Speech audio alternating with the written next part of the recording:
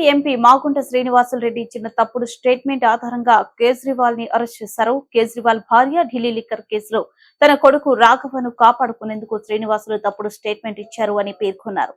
తన భర్త రాజకీయ కుట్రలకు బలి అయ్యారని, తాను నిజాయితీపరుడని, ఆయనకు ప్రజలు మద్దతుగా నిలవకపోతే చదువుకున్న వారెవరూ రాజకీయాల్లోకి వచ్చేందుకు సహించారని అన్నారు. नमस्कार। क्या आपको पता है कि केजरीवाल जी को गिरफ्तार क्यों किया है? केजरीवाल जी को एनडीए के एक एमपी के बयान पर गिरफ्तार किया है। उनका नाम है मगुंटा श्रीनिवासलू रेड्डी यानी एमएसआर। एमएसआर आंध्र प्रदेश से एनडीए के एक सांसद हैं। एमएसआर ने ऐसा क्या बयान दिया जिससे आपके मुख्यमंत्री केजरीवाल को गिरफ्तार कर लिया? 17 सितंबर 2022 को एमएसआर के ठिकानों पर ईडी की रेड हुई। उनसे पूछा गया कि क्या वो कभी केजरीवाल जी से मिले हैं। उन्होंने कहा, हाँ, मैं 16 मार्च 2021 को केजरीवाल जी से दिल्ली सचिवालय में उनके दफ्तर में मिला था। मैं दिल्ली में एक फैमिली चैरिटेबल ट्रस्ट खोलना चाहता था। उसके लिए दिल्ली के सीएम से जमीन के बारे में बात करने गया था। केजरीवाल जी ने कहा, लैंड एलजी के पास है, एप्लीकेशन दे दो, हम देखते हैं, और कहकर चले गए। ईडी को एमएसआर का जवाब पसंद ही नहीं आया। ईडी ने कुछ दिन बाद एमएसआर के बेटे राघव मगुंटा को गिरफ्तार कर लिया।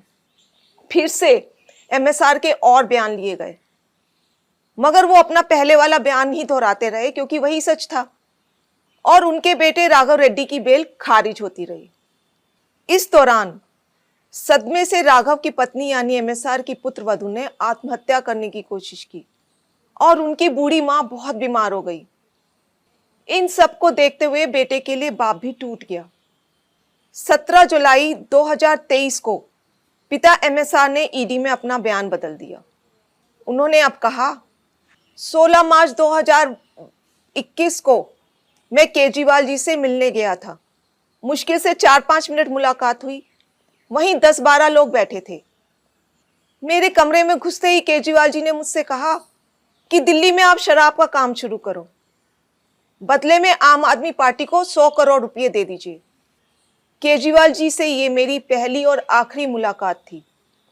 इस बयान के बाद अगले ही दिन एमएसआर के बेटे राघव रेड्डी को ईडी ने बेल दिलवा दी। जाहिर है कि एमएसआर का यह बयान झूठा है। वे खुद कह रहे हैं कि यह उनकी केजरीवाल जी से पहली और आखिरी मुलाकात थी। 10-12 लोग वहां बैठे थे। अगर किसी को किसी से पैसे मांगने भी थे तो वह क्या कोई किसी अजनबी से पहली मुलाकात में ही 10-12 लोगों के सामने इस तरह पैसे मांग लेगा?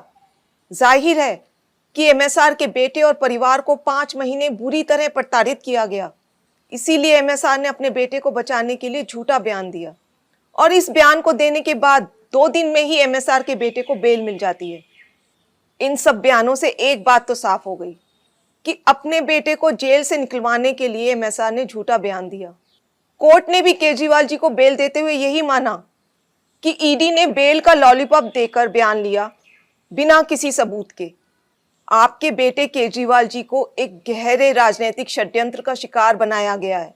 वो एक सामान्य पढ़े लिखे देशभक्त और कट्टर ईमानदार व्यक्ति हैं।